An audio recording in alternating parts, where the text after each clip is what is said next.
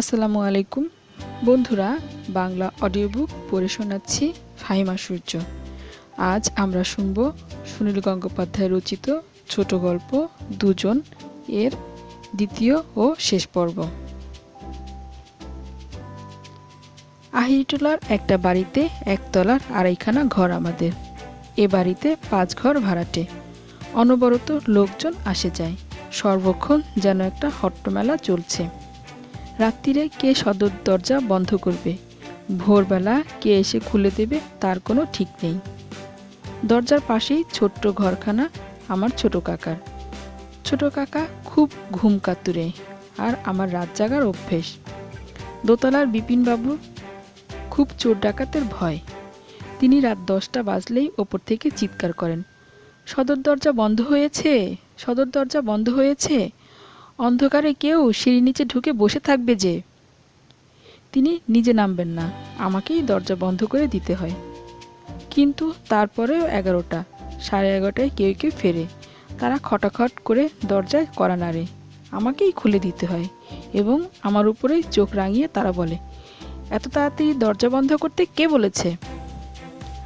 রাস্তার দিকে একটি মাত্র জানালা, সেটা খুলে রাখার বিপদ আছে। রাত 12টার পর যখন সব দিক নিঝুম হয়ে যায়, তখন আমি লেখাপড়া করতে বসি। তারপর শুরু হয় উপদ্রব। আমাদের পাড়ার মোড়ে একটা ছোট্ট স্যাকরার দোকান আছে। বেশিরভাগ দিনই দিনের বেলা সেটার ঝাঁপ বন্ধ থাকে, সন্ধ্যের পর খোলে। আসলে সেটা একটা চোলাই মদের আড্ডাখানা। এ পাড়ার 2 মাতাল, মান্তুদা আর শানুদা, প্রায় মাঝরাত্রিরে এসে দাঁড়ায় আমার জানালার কাছে। দুজনেই কিন্তু ভালো লোক, আমাকে বেশ পছন্দ করে। তবে রাত্রিরে নেশা করার পর আমার জন্য তাদের দরদ উতলে ওঠে। আমি হয়তো তখন একটা কবিতা লিখছি। 2টো লাইন লেখার পর 3য় লাইনটা কিছুতেই মনে আসছে না। ঠিক তখন শব্দ খোঁজার জন্য কলম কামড়াচ্ছি। তখন মান্তুদা আর শানুদা জানালার কাছে এসে দাঁড়িয়ে গভীর দুশ্চিন্তার সঙ্গে বলবে, তুই এখনো লেখাপড়া করছিস? তোর কি সারা বছর ধরেই পরীক্ষা থাকে? আগেরবারে পাশ করিসনি? এত পড়া আর পড়া, তোর যে চোখ নষ্ট হয়ে যাবে রে। ব্রেনের উপর এত টর্চার, ভালো করে মাখন খাস তো? আহারে, ছেলেটার কি কষ্ট। এরকম কথা অনেকক্ষণ ধরে। কখনো তারা আমার কাছ থেকে সিগারেট চায়, আবার তাদের হাতের বোতল থেকে আমাকে 2-1 ঢোক খাওয়ার চেষ্টা করে। এই জন্য গরমের মধ্যেও আমাকে জানালা বন্ধ রাখতে হয়। তবে গ্রীষ্মকালটা আমার মুক্তির একটা জায়গা আছে, ছাদ। রাত্রিবেলা ছাদে মাদুর পেতে শুতে আমার দারুণ ভালো লাগে। ভাড়াটেদের আর কেউ কেউ শোয়, তবে আমি একটা কোণ বেছে নেই। অন্যদের সঙ্গে বিশেষ কথা হয় না। একটু মেঘলা মেঘলা থাকলে আরও ভাবনা, সেদিন আর অন্য কেউ যায় না। আজ এদিকে 1 পশলা বৃষ্টি হয়ে গেছে, সেই জন্য ছাদে আর কেউ মাদুর পাতেনি। আকাশ এখন লাল হয়ে আছে। সারাদিন এত গরম ছিল যে ওই 1 পশলা বৃষ্টিতে ছাদ একটু ভেজেনি, বরং ধুলো সরে গেছে। আজ পুরো ছাদটা আমার, তবু কোণের দিকটা আমার নিজস্ব জায়গাতেই মাদুর পাতলাম। গুড়ি গুড়ি বৃষ্টি পড়লেও আমি উঠি না। ঝমঝমিয়ে নামলে সিঁড়ির মুখে ছোট্ট জায়গাটাতেই শুয়ে থাকি। চিত হয়ে শুয়ে বিশাল আকাশের দিকে তাকিয়ে থাকলে মনটাও যেন উন্মুক্ত হয়ে যায়। আকাশে প্রত্যেক দিন নতুন ছবি। যেদিন মেঘ থাকে না, সেদিন চলে যাই নক্ষত্র লোকে। দেখতে পাই উল্কার ছোটাছুটি। মেঘরাও কত রকম ভাস্কর্য স্থাপত্য তৈরি করে। আকাশের দিকে তাকিয়ে থাকতে থাকতে মনে হলো, বন্যা আমার জীবনে আর নেই। আজ বিকেলেও কি আমি ভাবতে পারতাম বন্যাকে বাদ দিয়ে আমি বেঁচে থাকতে পারবো? এত বেশি ভালোবাসা আমার চোখে অন্ধ করে দিয়েছিল। আমি ভালোবাসলেই বন্যা পুরোপুরি তার প্রতিদান দেবে, এটা ধরেই নিয়েছিলাম। আর কোনো দিকে তাকাইনি। আর কোনো মেয়ের সঙ্গে আমার ভাব নেই। সবসময় শুধু বন্যা আর বন্যা। কিন্তু ও আমাকে ভালোবাসতে যাবে কেন? আমি একটা অতি সাধারণ পরিবারের বেকার ছেলে। 2-4টে কবিতা লিখেছি মাত্র। ভবিষ্যতের কোনো আশা নেই। বন্যা আমাকে হয়তো খানিকটা পছন্দ করে, খানিকটা প্রশ্রয় দেয়, কিন্তু সেটা ভালোবাসা নয়। সেটাই আমি এতদিন বুঝতে পারিনি। বুকটা একটা বড় ক্ষত হয়ে আছে, তার উপর লাগছে ঠান্ডা হাওয়া। আঘাতটা এত বেশি যে সম্পূর্ণ ব্যথাটা এখনো টের পাচ্ছি না। হাওয়াটাই খুব ভালো লাগছে, সত্যিকারের মিষ্টি হাওয়া। যারা আজ ঘরের মধ্যে শুয়ে আছে তারা আজ ফুল স্পিডে পাখা চালিয়েও এ আরাম পাবে না। ঘুমে চোখ জড়িয়ে আসবেই এক সময়, তবু আবার জেগে উঠলাম।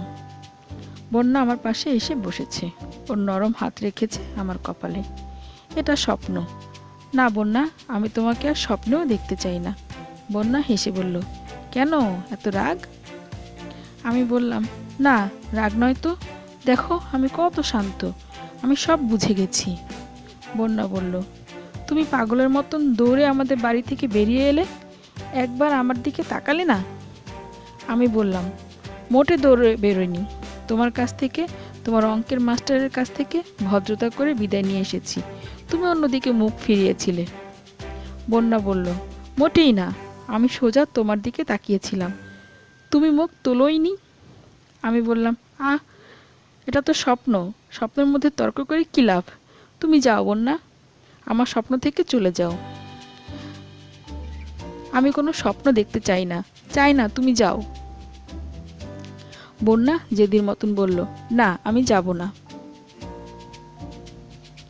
হঠাৎ ধর্মর করে জেগে উঠলাম। স্বপ্ন ভেঙে দেওয়ার সবচেয়ে ভালো উপায় জেগে ওঠা। এ কি, রীতিমতন রোদ উঠে গেছে এবং আমার পাশে সত্যিই বন্যা বসে আছে। মুখে তার মিটিমিটি হাসি, একটা কচি কলাপাতা রঙের শাড়ি পরা। আমি গভীর দৃষ্টিতে বেশ কিছুক্ষণ তাকিয়ে রইলাম তার দিকে। সত্যি কি বন্যা আমাদের বাড়ির ছাদে? বন্যা আমাদের বাড়িতেই কখনো আসেনি, আমার বাড়ি সে চেনে না। বন্যা আমার পাশে বসে আমার চুল নিয়ে খেলা করছে। আমি একটা হাত তুলে রাখলাম তার উরুতে। বন্যা আমার হাতটা ধরে বলল, অনেক ঘুমিয়েছে, এবার ওঠো। আর কোনো সন্দেহ থাকতে পারে না, সত্যি রক্ত মাংসের নারী। কাল রাত্রে কি ঘটেছে আমি সমস্ত ভুলে গেলাম। আমার মনে একটাই প্রশ্ন, বন্যা এখানে এলো কি করে? বন্যা দুষ্টমির হাসি দিয়ে বলল, আকাশ দিয়ে উঠতে উঠতে। অধিকাংশ নিম্ন মধ্যবিত্ত পরিবারে খুব রক্ষণশীল। এ বাড়ির অন্য ভাড়াটেরাও পরচর্চা সামান্য সুযোগ পেলেই জিভে শান দেয়। ভোরবেলা একটি যুবতী মেয়ে ছাদে আমার পাশে বসে গল্প করছে। এ দৃশ্য কেউ সহ্য করবে না, হয়তো ওরা ভাববে বন্যা সারা রাতি আমার সঙ্গে এখানে ছিল। বন্যা আমার ঠিকানা জানে, ঠিকানা খুঁজে এসেছে। পরের পুকুর থেকে এত দূর এই ভোরে এলো কি করে? ট্যাক্সিতে? সদর দরজা কে খুলে দিল? বন্যা কি করে বা জানলো যে আমি ছাদে শুয়ে থাকবো? বন্যা সেসব প্রশ্নের কোনো উত্তরই দেবে না। বালিশের তলা থেকে ঘড়িটা বার করলাম। খুব ভোর নয়, 7টা বাজে। এতক্ষণে কলকাতা অনেকটাই জেগে উঠেছে। আমাদের বাড়িতেও একতলার বাথরুমে কাজের মেয়েদের কথাবার্তা শোনা যাচ্ছে। বন্যা বলল, তোমাদের এখান থেকে তো গঙ্গা কাছেই, চলো গঙ্গার ধারে কোনো দোকানে গিয়ে চা খাই। আমি বললাম, জানো এই ঘড়িটা কাল সন্ধেবেলা এসপ্ল্যানেডে একটা আখের রসওয়ালার কাছে বাঁধা রাখতে চেয়েছিলাম, সে কিছুতেই নিল না। আমি জোর করলাম, তবু নিল না। এত ভালো মানুষ এখনো হয়? বন্যা বলল, ঘড়ি বাঁধা দিয়েছিলে, কাল টিউশনের মাইনের টাকা হারিয়ে ফেলেছে বুঝি? বন্যাকে সব বলতে হয় না, ও অনেক কিছুই আগে থেকে বুঝে নেয়। আমি কেন বুঝতে পারি না? বন্যা বলল, চলো চলো, এরপর বেশি রোদ উঠে যাবে। সিঁড়ি দিয়ে নামার সময় মনে মনে জপ করছি, কেউ যেন দেখতে না পায়, মা বাবার সামনে যেন পড়ে না যায়। আমি যে মা বাবাকে খুব ভয় পাই তা নয়, তবু লজ্জা সমীহ মেশানো একটা কিছু তো থাকেই। তাছাড়া অনেক দিনের সংস্কার, একটি তরুণী মেয়ের সঙ্গে পা টিপে টিপে ছাদ থেকে নামা, এটা দেখলে তারা আটকে উঠবেন। অন্য কেউ বুঝবে না যে প্রায় সারা রাত ধরে স্বপ্নে ওর সঙ্গে তর্কাতর্কি করেছি বলেই সকালবেলা বন্যা এখানে এসেছে।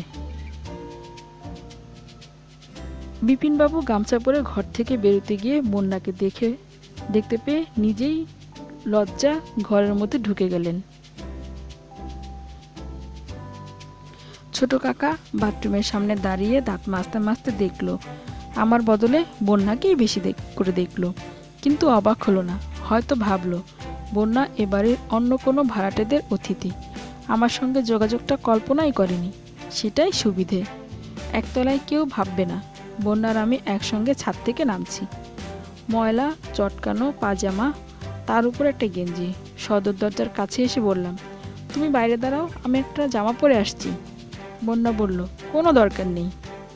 বন্যা আমার হাত ধরে টানতে যাচ্ছিল, আমি নিজেই বেরিয়ে এলাম। কোনো দিন আমি গেঞ্জি পরে রাস্তায় বেরোই না, আর আজ একটি মেয়ের সঙ্গে। কয়েক পা এগিয়ে গিয়ে বন্যা বলল, ছেলেদের কত সুবিধে, তবু তারা গরমের মধ্যে সবসময় জামা পরে থাকে কেন?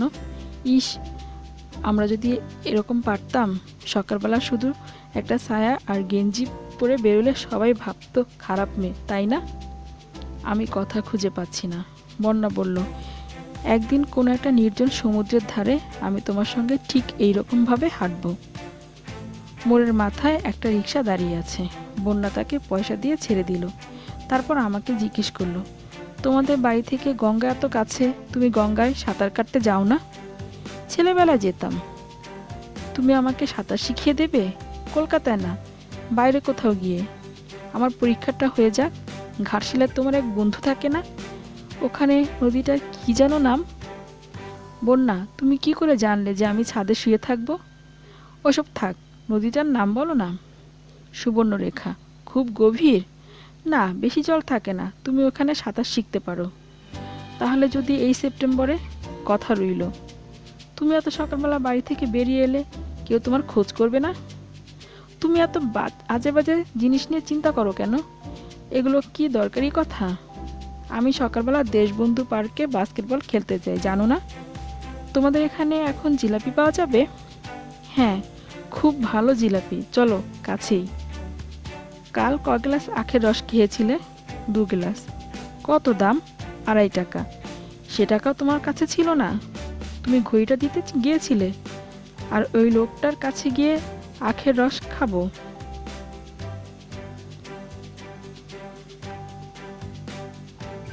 চলো তাহলে আমিও ওই লোকটার কাছে গিয়ে আখের রস খাবো, আজই বিকেলে। বিকেলে তুমি টিটরেলে যাবে না? আবার বাজে কথা। আখের রস খেতে চেয়েছি, তুমি খাওয়াবে কি না বলো? আমরা দুজনে মিলে 4 গ্লাস খাবো। তারপর লোকটাকে আমার একটা সোনার চুড়ি বাধা দিতে চাইব। দেখতে হবে সেটাও ও ফেরত দিতে চায় কিনা। বন্যা এমনভাবে এই কথাটা বলে হাসতে লাগলো যে আমারও না হেসে উপায় রইল না। সোনার চুড়ি হাতে সেই রসওয়ালা লোকটার ভ্যাবাচাকা মুখখানা যেন দুজনেই স্পষ্ট দেখতে পাচ্ছি। গঙ্গার ধারে প্রচুর স্নানযাত্রীর ভিড়। এখানকার অনেক দোকানই খুব ভোরে জেগে ওঠে। কাছেই শ্মশান বলে কোনো কোনো দোকান জেগে থাকে সারা রাত। জিলিপি সিঙ্গারা ভাজার গন্ধে মমা করছে জায়গাটা। একটা দোকানের সামনে বেঞ্চে বসলাম দুজনে। বন্যাকে বললাম, আমি জামা পরে আসিনি, পয়সা না থাকলেও ক্ষতি নেই, এরা আমাকে ধার দেয়। বন্যা চোখ বড় বড় করে বলল, কেন ধার কেন? তোমার হাতে তো ঘড়িটা রয়েছে। আবার সেই হাসি। হাসতে হাসতে আমার মনে হলো একদিন কোথাও বন্যার আমি এরকম পাশাপাশি বসে জিলিপি খাবো আর মজার গল্প করব। তাপস হালদার হেঁটে যাবে আমাদের সামনে দিয়ে, আমরা ফিরেও তাকাবো না। তাপস হালদার যেন প্রায় পাগল হয়ে গেলেন। অত ব্যস্ত মানুষ, কিন্তু তিনি প্রত্যেকদিন সন্ধেবেলা আসতে লাগলেন বন্যাদের বাড়িতে। বন্যাকে তিনি আলাদা পড়াবেন। বন্যা অঙ্কে এবছর রেকর্ড নাম্বার পাবে, এই তার প্রতিজ্ঞা। এতখানি সময় তিনি ব্যয় করবেন, কিন্তু তার জন্য বেশি টাকাও তিনি চান না। বন্যার কাকাকে তিনি বুঝিয়েছেন যে বছরের পর বছর মাস্টারি করতে করতে তার একঘেয়েমি এসে গেছে। পয়সার জন্য টিউটোরিয়াল হোম তাকে চালাতেই হবে, কিন্তু প্রতি বছর অন্তত একজন কোনো ছাত্র বা ছাত্রীকে আলাদা করে বেছে নিয়ে তিনি মন প্রাণ দিয়ে অঙ্ক শেখাতে চান। এটা তার আনন্দের ব্যাপার, এজন্য তার টাকা চাই না। বন্যার মতন বুদ্ধিমতী মেয়ে তিনি আগে দেখেননি। বন্যা যদি অঙ্কে ফার্স্ট হয়, তাহলে তিনি ওর কাকার কাছ থেকে নিজেই কিছু চেয়ে নেবেন। প্রত্যেক দিন সন্ধেবেলা 2 ঘন্টা 2.5 ঘন্টা ধরে অঙ্ক। লোকটা তো পাগল হয়েছেই, মেয়েটাকেও পাগল করে দেবে নাকি? এত অঙ্ক কারোর সহ্য হতে পারে?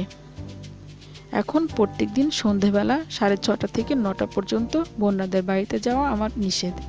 কেউ নিষেধ করেনি, আমরা নিজেরাই ঠিক করেছি। ভালো রেজাল্ট করার সম্ভাবনায় বন্যা তাপস হালদারের আগ্রহের আতিশয্য মেনে নিয়েছে। উনি যে সত্যি ভালো পড়ান তাতে তো কোনো সন্দেহ নেই। উনি আমাকে একেবারেই সহ্য করতে পারেন না। এর মধ্যে আরও 2-3 বার দেখা হয়েছে। আমাকে দেখলে উনি উৎকটভাবে গম্ভীর হয়ে যান। এখন আর আমার রাগ হয় না, ওকে রাগিয়ে আমি মজা পাই। ঠিক 9টা বাজতে 5 মিনিট আগে আমি ফরেপুকুরের মোড়ে এসে দাঁড়াই, অপেক্ষা করি। দূর থেকে তাপস হালদারকে আসতে দেখলে আমি একটা সিগারেট ধরে হাঁটতে শুরু করি। ঠিক ওর সামনে এসে ইচ্ছে করে ওর মুখের দিকে তাকিয়ে হেসে বলি, ভালো আছেন? উনি এতই অবাক হয়ে যান যে কোনো কথাই বলতে পারেন না। রাত 9টার পর আমি বন্যার সঙ্গে দেখা করতে যাচ্ছি, এটা উনি যেন বিশ্বাসই করতে পারেন না। আমারই মতন নিম্ন মধ্যবিত্ত পরিবার থেকে এসেছেন তাপস হালদার। ওর মধ্যেও নানান সংস্কার কাজ করছে। কিন্তু বন্যা যদি ভোরবেলা আমাদের বাড়ির ছাদে গিয়ে দেখা করতে পারে, তাহলে আমি বা রাত 9টার সময় ওর বাড়িতে আসতে পারবো না কেন? বন্যাদের বাড়িতে এ ব্যাপার নিয়ে কেউ মাথা ঘামায় না। দ্বিতীয় দিন আমাকে ওভাবে দেখার পর তাপস হালদার আবার ফিরে এলেন। বন্যা তখন দরজার দিকে পিছন ফিরে বসে বইপত্র গোছাচ্ছে। আমি চুপি চুপি এসে ওর চোখ টিপে ধরলাম। আমার স্পর্শ চেনে বন্যা, তবু কৃত্রিম ভয়ে বলে উঠল, এই এই কে কে কে? আমি গলার স্বর গম্ভীর করে বললাম, যথেষ্ট হয়েছে, এখন কবিতা পড়ার সময়। সারাদিন যারা শুধু কেমিস্ট্রি, ফিজিক্স আর অঙ্ক কষে, একটাও কবিতা পড়ে না, তাদের ভবিষ্যৎ একেবারে ঝরঝরে। বন্যা বলল, আমি রাত্রিরে শুয়ে শুয়ে কবিতা বই পড়ি রোজ। দরজার কাছে এসে দাঁড়িয়েছেন তাপস হালদার।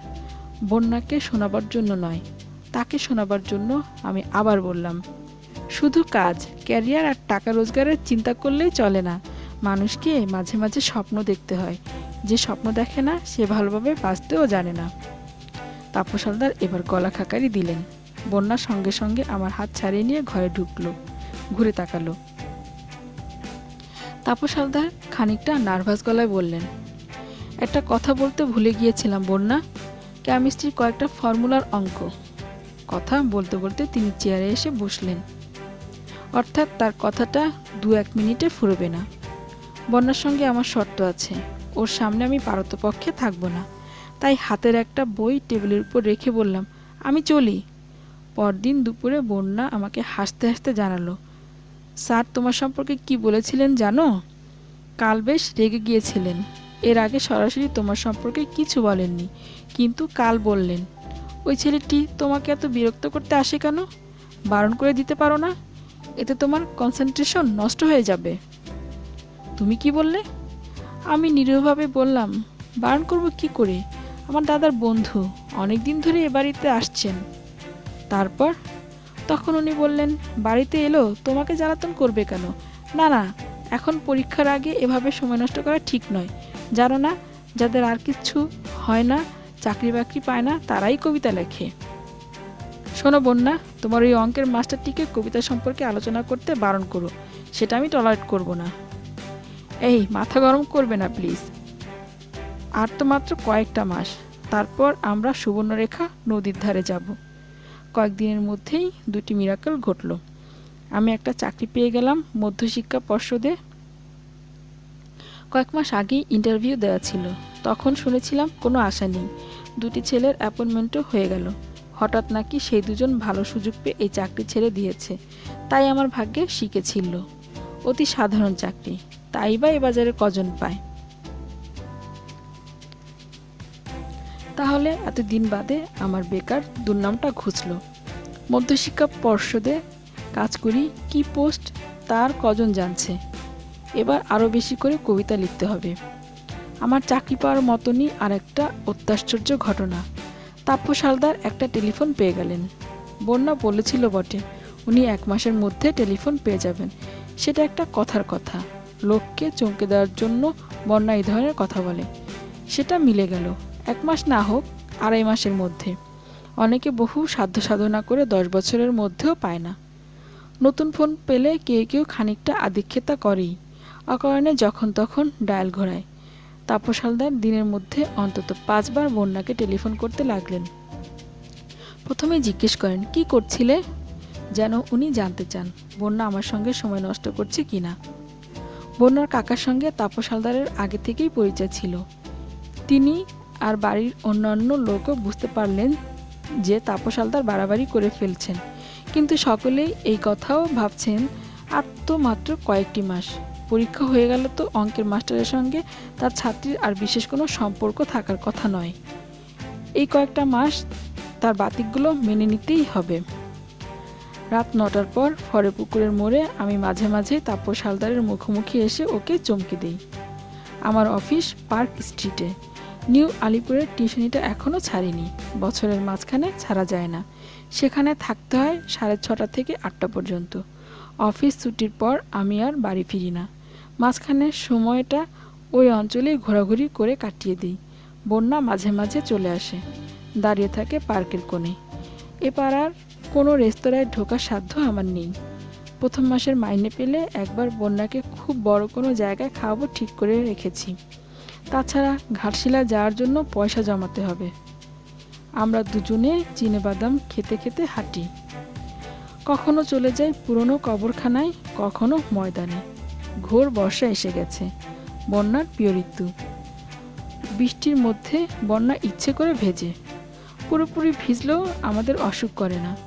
কয়েকবার হাঁচি হয়, হয়তো জ্বর হয়, কিন্তু এগুলোকে মোটেই অসুখ বলা যায় না।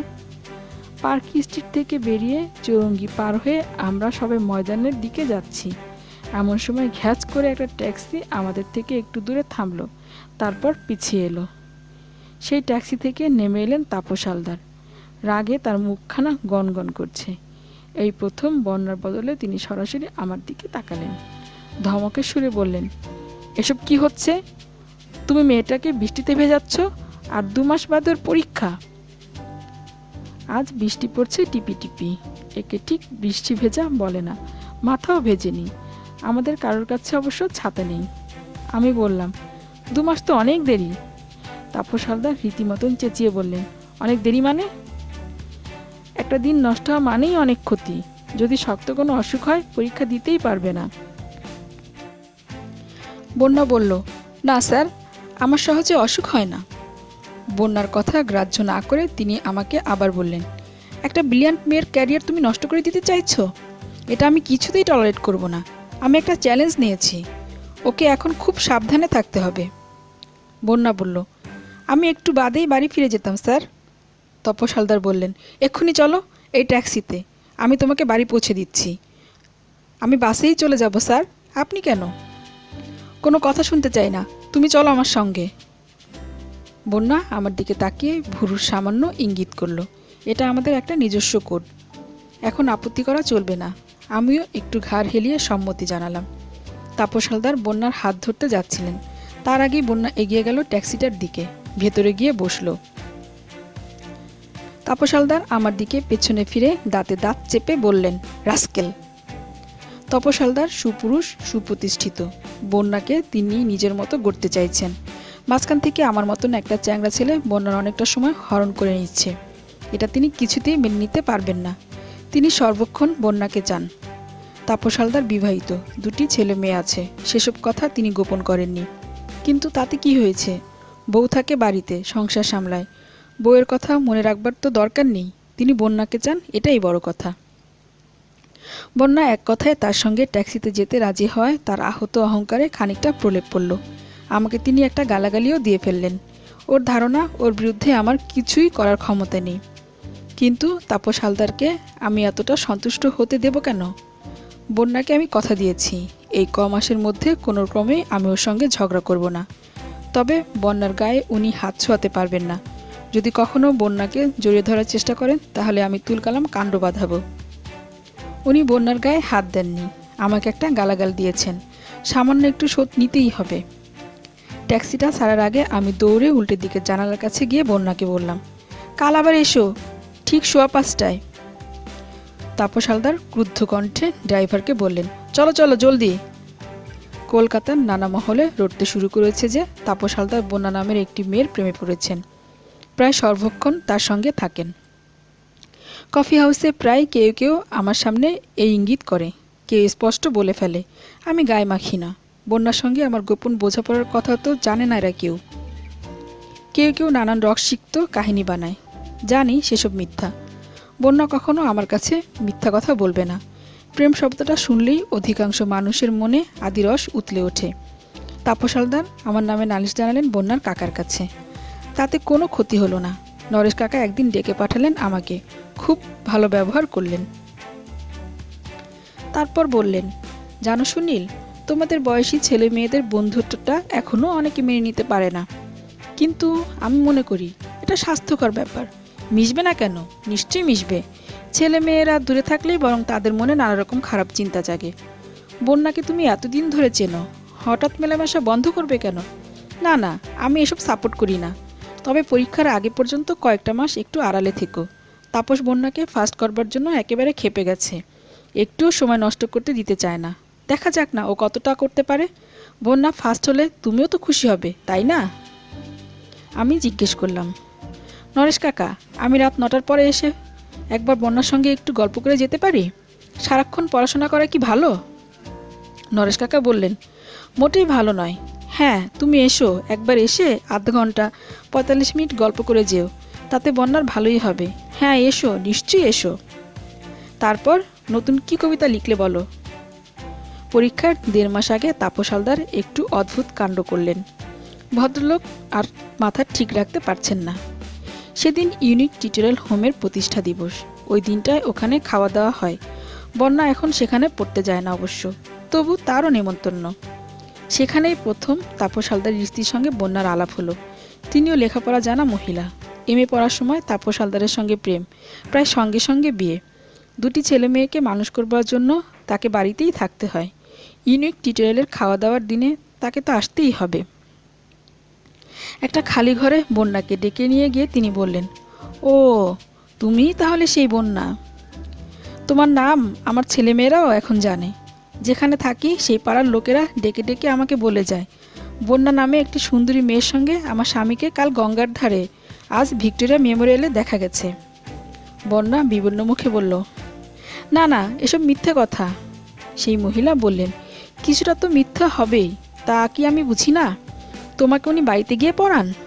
বন্যা মাথা হেলিয়ে বলল, হ্যাঁ উনি আমাকে। এই সময় তাপস হালদার সেই ঘরে ঢুকে পড়লেন। তার স্ত্রী তীক্ষ্ণভাবে হেসে বললেন, উনি তো শুধু মেয়েদের মধ্যেই প্রতিভার সন্ধান পান, কোনো ছেলেকে আজ অবধি আলাদা পড়াননি। তোমাকে নিয়ে এই তৃতীয়। তোমাকে কিন্তু আমি সাবধান করে দিচ্ছি ভাই, এর আগে একটি মেয়ে। তাপস হালদার হুঙ্কার দিয়ে বললেন, চুপ। ভদ্রমহিলা বললেন, কেন চুপ করব? এ একটা সরল ভালো মেয়ে, আমি তাকে সাহায্য করব না? তাপস হালদার ছুটে এসে স্ত্রীকে সজোরে এক থাপ্পড় কষালেন।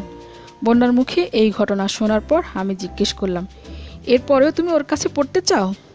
বন্যার মুখখানা ম্লান, সে এক গভীর সংকটে পড়েছে।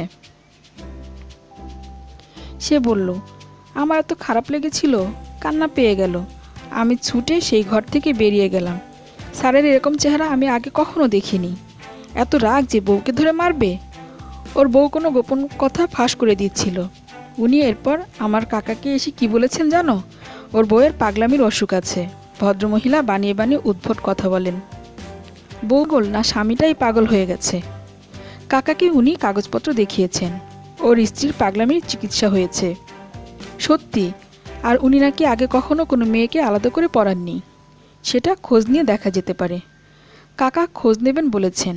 তার আগে কাকা বলেছেন, এই স্টেজে আমার অঙ্কের পড়া বাদ দেওয়া ঠিক হবে না, তাতে আমার খুব ক্ষতি হবে, সব গুলিয়ে যাবে। কাকা ওর কাছেই পড়তে বলেছেন? হ্যাঁ, মাত্র তো 1.5 মাস। আমিও ভয় পাচ্ছি। তোমাকে কি অঙ্কে ফার্স্ট হতেই হবে বন্যা? না হলে কি হয়? আমিও যেন চ্যালেঞ্জটা বিশ্বাস করে ফেলেছি। ফার্স্ট হতে কেমন লাগে সেটা একবার দেখতে ইচ্ছে করছে। এর 2 দিন বাদেই জানা গেল যে তাপস হালদার তার স্ত্রীকে ডিভোর্সের নোটিশ দিয়েছেন। বাড়ি ছেড়ে চলে এসেছেন তিনি। টিউটোরিয়ালের 3 তলার ঘরে একা থাকবেন, অর্থাৎ তার আর পিছুটান রইল না। বিবাহিত মাস্টার ছাত্রীর সঙ্গে প্রেম করলে লোকে তাকে অপবাদ দেয়, কিন্তু অচিরেই তিনি মুক্ত হচ্ছেন সম্পূর্ণভাবে, আর বাধা থাকবে না। যে কোনো উপায়ে তিনি বন্যাকে আমার কাছ থেকে কেড়ে নিতে চান। এরপর কেটে গেছে 19 বছর। তাপস হালদার এখনও আমার উপর রাগ আর ঘৃণা পুষে রেখেছেন, অথচ ওর কথা আমি ভুলেই গিয়েছিলাম। এতগুলো বছরের মধ্যে কয়েকবার ওর কথা শুনেছি অবশ্য। একসময় প্রবন্ধ লিখতেন, পরে নাটক লিখতে শুরু করেন। খুব একটা উচ্চাঙ্গের কিছু লেখেননি অবশ্য। কয়েকটি নাটক মঞ্চস্থ হয়েছে, তার থেকে 2টো সিনেমাতেও জনপ্রিয় হয়েছিল, কিন্তু সাহিত্যের মূল স্রোতে তিনি স্থান পাননি। এখন যাত্রার জন্য লিখছেন, অর্থাৎ টাকা বানানোর নেশাটা তার আজও রয়েছে। টিউটোরিয়ালটা একেবারে উঠে যায়নি, টিমটিম করে চলে। চিটলের ব্যবসা এমনিতেই এখন মন্দা। উনি বিয়ে করেছেন আবার। এই দীর্ঘ সময় আমাদের দুজনকেই সম্পূর্ণ দুদিকে সরিয়ে নিয়ে গেছে। এর মধ্যে ওর সঙ্গে আমার দেখা হয়নি কখনো। বিয়েবাড়িতে সেদিন যোগাযোগটা সত্যি অদ্ভুত। শ্রেয়া দাশগুপ্ত নামে যে মহিলাটিকে দেখেছিলাম তিনি তাপস হালদারের প্রথম স্ত্রী। আমি এর আগে ওকে কখনো দেখেছি বলে মনে পড়ে না, অথচ উনি আমার বিষয়ে অনেক খবর রাখেন। ওর চেহারা সম্পর্কে আমার অন্যরকম ধারণা ছিল, কিন্তু এখন চুলছাটা ভুরু কামানো এক অতি আধুনিক মহিলা তিনি। আর বিয়ে করেননি, বিয়ের আগের পদবিটা ব্যবহার করেন। তাপস হালদারের অমন মেজাজ খারাপ গোমরামুখ অবস্থাটার কারণ বোঝা যায়। একই জায়গায় তিনি শ্রেয়াকে আর আমাকে দেখেছেন। শ্রেয়া তার স্ত্রী ছিলেন, এখন স্ত্রী নন, আর আমি তার প্রেমের প্রতিপক্ষ, তার এককালের প্রেমিকার বন্ধু। কিন্তু আমিও তো আসলে তা নই। তাপস হালদারের সঙ্গে একবার দেখা করা খুবই দরকার। ভেবেছিলাম রবির কাছ থেকে ঠিকানা জেনে নেব। তারপর মনে হলো টেলিফোন গাইডে নিশ্চয়ই পাওয়া যাবে, অন্য কারোকে জানাবার দরকার নেই। সকাল 8টার সময় হাজির হলাম তাপস হালদারের বাড়ির সামনে। এই বয়সেও আমার বুকটা একটা দুরু দুরু করছে। উনি কি প্রথমেই আমাকে অপমান করে তাড়িয়ে দেওয়ার চেষ্টা করবেন? একটা কিছু কাজের ছুতো দেখাতে হবে। দরজা খুলে দিল একজন কাজের লোক, ভেতরে নিয়ে বসালো।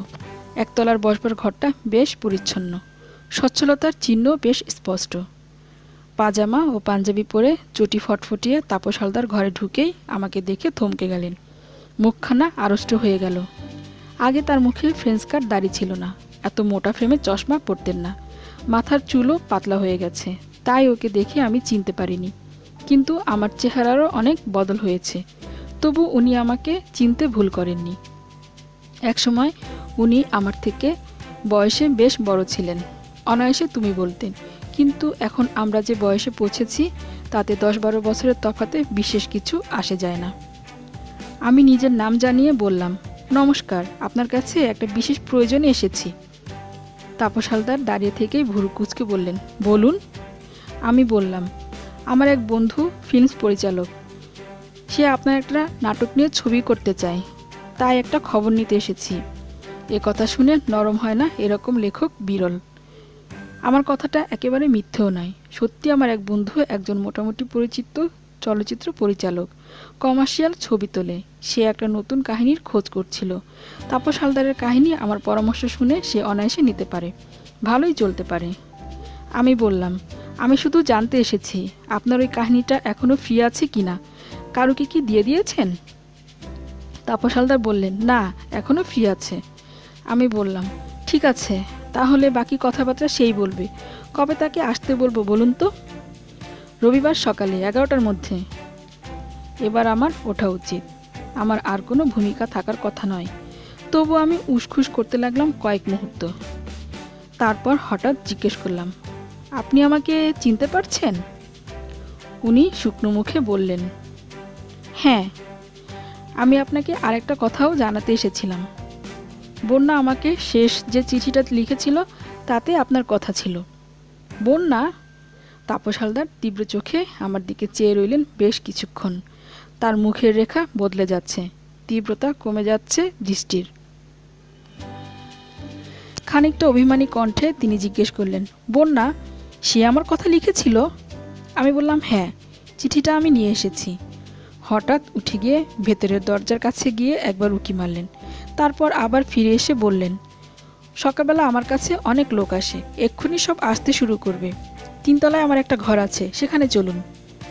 ভেতরের সিঁড়ির কাছে এক গাদা ময়লা জামা কাপড় পরে আছে, ধোপা বাড়ি যাবে মনে হয়। একটি মেয়ে গলা সাজছে হারমোনিয়ামে। একজন মহিলা নেমে এলেন ওপর থেকে, খুব সম্ভবত তাপস হালদারের দ্বিতীয় স্ত্রী। তিনি আমার দিকে কিছুটা কৌতূহলের চোখে তাকালেও তাপস হালদার তার সঙ্গে আমার আলাপ করিয়ে দিলেন না। 3 তলার ঘরটি খুবই সুন্দর। আমি আগেও লক্ষ্য করেছি, যারা সঠিক অর্থে লেখক নয় তাদের অনেকেরই ঘর ঠিক লেখকের মতন সাজানো থাকে। 3 দিকের র্যাক ভর্তি বই, একটা জানালার ধারে টেবিল, পাশে একটা দারুণ টেবিল ল্যাম্প, অনেকগুলি দামি দামি কলম, সুদৃশ্য অ্যাশট্রে, পাশে 4-5 প্যাকেট সিগারেট। একটা গদিওয়ালা চেয়ার দেখিয়ে তিনি বললেন, বসুন, আমার সকালের চা খাওয়া হয়নি, চা নিয়ে আসছি। দরজাটা ভেজিয়ে তিনি বেরিয়ে গেলেন। বন্যার চিঠির কথা বললে একটা কিছু প্রতিক্রিয়া হবে আশা করেছিলাম, কিন্তু এতটা হবে বুঝিনি। চা বোধ হয় তৈরি হচ্ছিল। তাপস হালদার একটু বাদেই ফিরে এলেন। নিজে একটা ট্রে নিয়ে এসেছেন, তাতে এক পট চা ও দুটো কাপ, কিছু বিস্কুট। কাপে চা ঢালতে ঢালতে তিনি বললেন, আপনাকে দেখে অনেকদিন পরে বন্যার কথা মনে পড়ল। তারপর আপনি নিজেই বন্যার কথা বললেন। সত্যি সে চিঠিতে আমার কথা লিখেছিল? আমি বুক পকেট থেকে চিঠিটা বার করলাম। 17.5 বছর আগেকার, মলিন হয়ে গেছে কাগজ, এমনভাবে 4 ভাঁজ পড়েছে যে সেখানকার কথাগুলো পড়া যায় না। আমি চিঠিটা উল্টে শুধু তলার দিকটা দেখালাম, আঙ্গুল দিয়ে নির্দেশ করলাম জায়গাটা।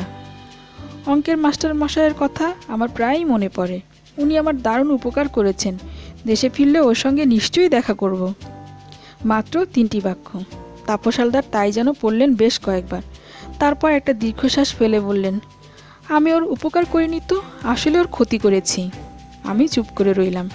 উনি আবার বললেন, আমি অত জেদ ধরে বন্যাকে না পড়ালে ও অঙ্কে অত ভালো রেজাল্ট করতে পারতো না। তাহলে কি বিদেশ পড়াশোনা করতে যেতে পারতো? বরং এদেশে থাকলে। বন্যার কাকা আগে থেকেই সব ব্যবস্থা করে রেখেছিলেন। পরীক্ষা শেষ হওয়া মাত্র বন্যাকে তিনি পাঠিয়ে দিলেন লন্ডনে। সেখানে ওর শালা বিরাট চাকরি করেন। তিনি বন্যাকে স্পন্সর করেছিলেন। বিলেতে যাওয়ার প্রস্তাবটা তখন এমনই লোভনীয় ছিল যে প্রত্যাখ্যান করা যায় না। বন্যা তবু আমাকে জিজ্ঞেস করেছিল, আমি কি করব বলো তো? যাব?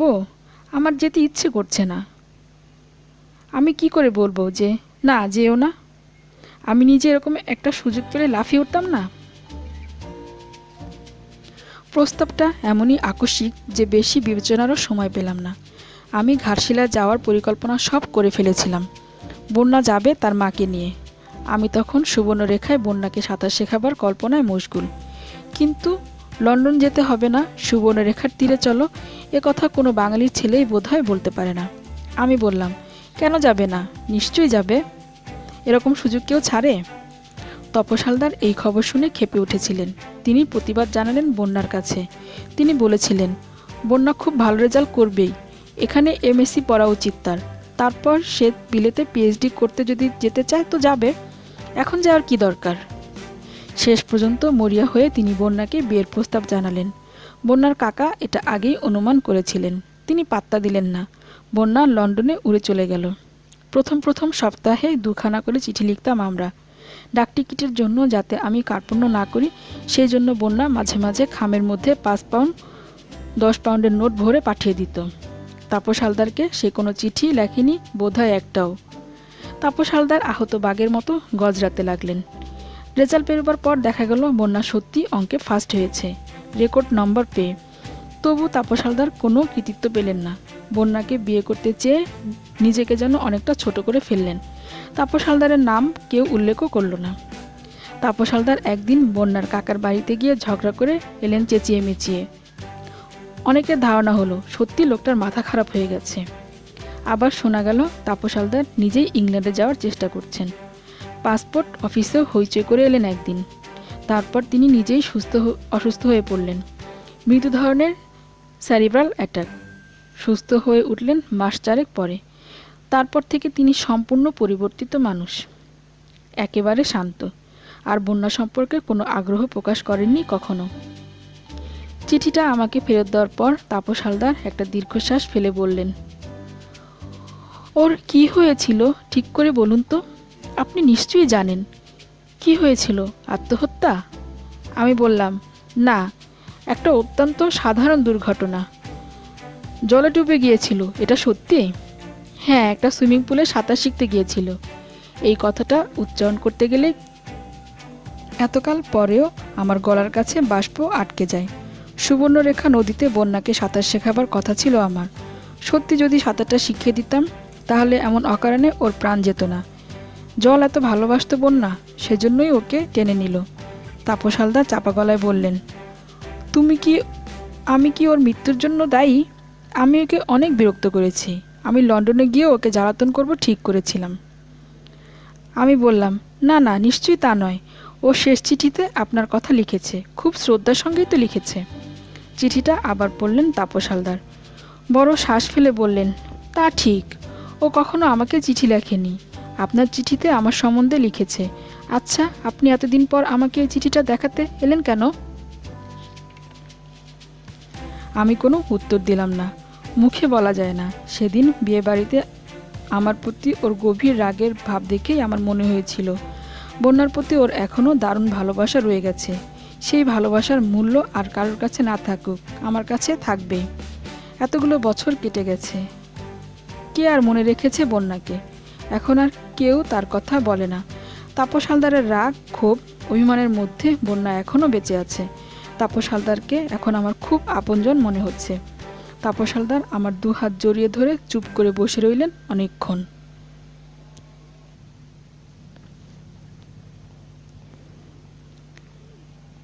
বন্ধুরা, আমার পঠিত গল্পটি আপনাদের ভালো লাগলেই আমার চেষ্টা সার্থক। আরও মজার মজার গল্প শুনতে আমার চ্যানেলটি সাবস্ক্রাইব করে আমার সাথেই থাকবেন এবং গঠনমূলক কমেন্ট করবেন ও লাইক দিবেন। প্রিয় শ্রোতা, আপনি কী ধরনের গল্প শুনতে চান কমেন্ট করে জানাবেন। আগামীতে নতুন গল্প নিয়ে আবারও আপনাদের সাথে দেখা হবে। সেই পর্যন্ত ভালো থাকবেন। ধন্যবাদ।